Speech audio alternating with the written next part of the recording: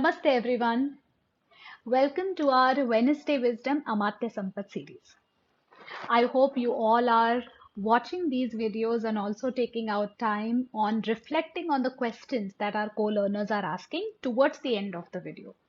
I think by far it is one of the most comprehensive list of excellences that I have come across. We already know that Amatya is a very important person in the overall structure of the organization in Chanakya's scheme of things.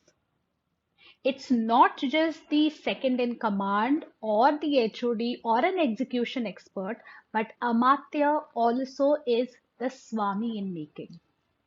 That's how these excellences are very important. Not just for ourselves, but also when we are looking at our team members who are going to be taking over our role and responsibilities. So today we are going to talk about 4 excellences, and before I go on to explaining these 4, I would like you all to just close your eyes and think about Hanumanji. So Hanumanji is one of my very favorite character in the Itihas, and I think he is one of the most powerful Amatyas if I look at the whole series from the management point of view. He has been a very hands-on Amatya. He has been one of the best execution expert that I have come across. So today, the excellences that I'm going to talk about, he is the clear epitome of these 4. It's Sheel-Bal-Arogya-Sattva Yukt. I know, now you must be thinking about Hanumanji and relating these 4 excellences. They are also quite self-explanatory, but let's talk about each of these individually, and then we'll talk about how these 4 come together and make it a very impactful dimension of the personality. So Sheela could be understood as the character. Bala is the physical dimension, the physical strength. Arogya again relates to the physical dimension, but from the immunity point of view. Immunity from the diseases. Sattva is slightly deeper. It is talking about the spirit. It is talking about well-spirited actions. It's talking about the dynamism in the spirit. So if you see these 4 qualities, they're actually taking the holistic view of the personality. We have already said that Amatya is a very important person, and hence the physical, mental, emotional, and the spiritual dimension of the Amatya also matters a lot here. So let me take an example. So while there are many anecdotes and there are many stories about Hanumanji, I would like to pick the one where he's actually meeting Sita for the first time. So Sheela, why is Sheel important for an Amatya? So I think we already know that Amatya's role is very crucial. He is the one who is interacting with all the stakeholders, and he is the one who is responsible for executing a particular project, for meeting the objective of any project, any activity that he takes up. So as he is traversing through the execution, I'm sure there are many situations where the strength of the character comes on the forefront. There are going to be testing times. There are going to be times when there would be temptations. At that point of time, how is Amatya responding? That is where the Sheela would come in picture. In earlier times, perhaps physical strength had a lot of importance, but in today's context, I think we can look at the mental strength as an important dimension under the Bala category. Then we come to Arogya. Arogya talks about overall health of the Amatya, the immunity that the Amatya has for the environmental changes, for the diseases. We all understand that, the mental and physical health are dependent on each other. A healthy mind can reside in a healthy body, and similarly, physical health can be achieved if you are mentally healthy. These two components are very interlinked. For an execution expert, time plays a crucial role. So I'm sure all the execution experts, all the HODs want to make the most of their time and avoid the delays on account of health. Now we come to the fourth part, that is the sattva, well-spirited actions. As we traverse through the execution cycle, how spirited are our actions?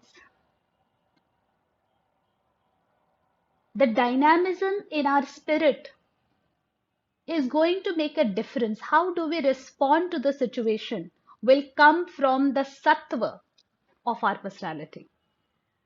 So as I said, let's look at one example from Hanumanji's life.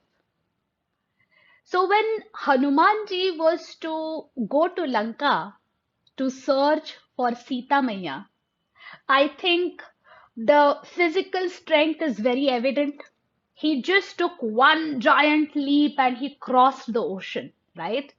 It surely tells you the sort of strength that he had. When he went there, he experienced a very emotionally pressurized and testing times because it wasn't easy to find Sita Maiya. He searched across everywhere, all the streets in Lanka, but he couldn't find her.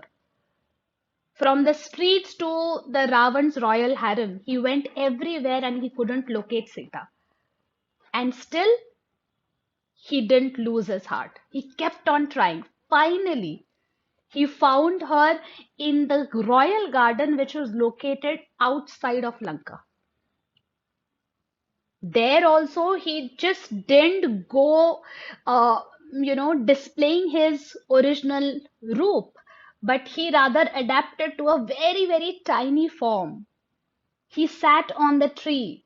He kept observing the situation. He looked at sad Sita. He observed her carefully. He looked at the security guards. He took his own time to disclose himself to Sita.